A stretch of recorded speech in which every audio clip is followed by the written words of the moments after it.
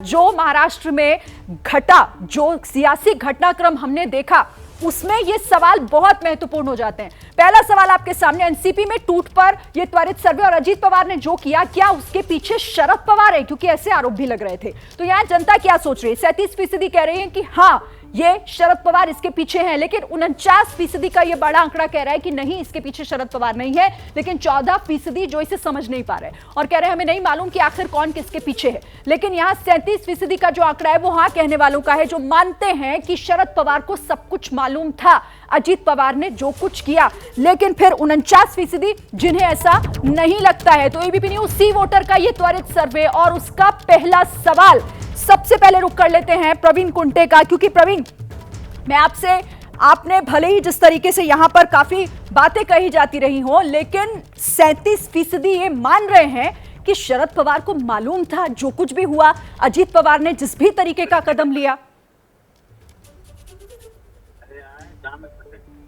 नहीं, देखिए, महाराष्ट्र के राजनीति का अगर आप थोड़ा अभ्यास करने का काम करेंगे, महाराष्ट्र में जो भी राजनीतिक घटना होती है उसके पीछे पवार साहब हमेशा होते हैं। इस तरह का पॉलिटिकल परसेप्शन प्रदेश की राजनीति में हमेशा रहा है। जहां तक अभी जिस हमारी पार्टी में जो टूट हुई है, निश्चित रूप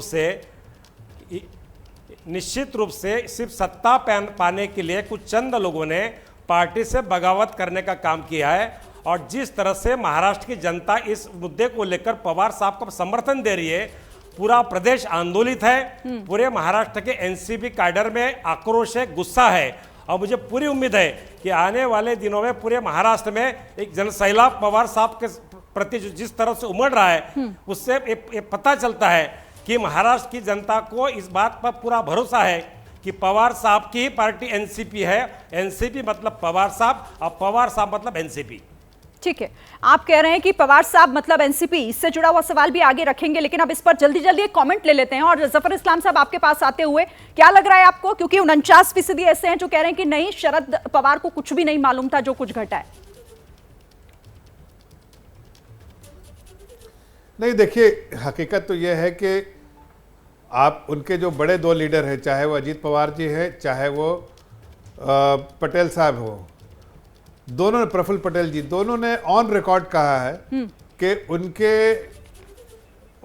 उनसे बात हो चुकी थी, उनसे आशीर्वाद मिल चुका था, और उसके बाद ही उन्होंने पूरे एनसीपी को इस सरकार में शामिल करने का निर्णय लिया था और उस पर पूरा उनका समर्थन था।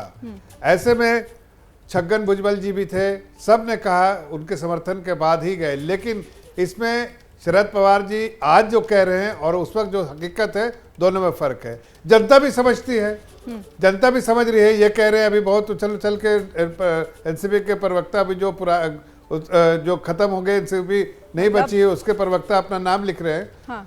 अब वो देखिए, जनता समझ चुकी है कि ये पूरी उनकी चाल थी अपनी बिटिया को आगे बढ़ाने की।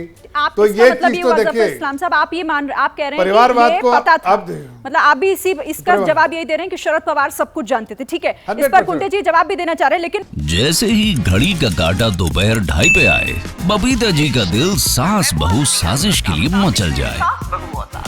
और ये है इनकी बहू, पूरे दिन ऑफिस की टेंशन हो जाए गॉन जब ये करें अपना फेवरेट शो फ्री टाइम पे ऑन।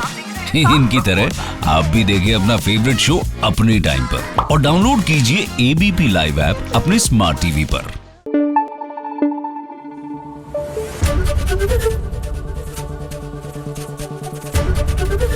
एबीपी न्यूज आपको रखे आगे।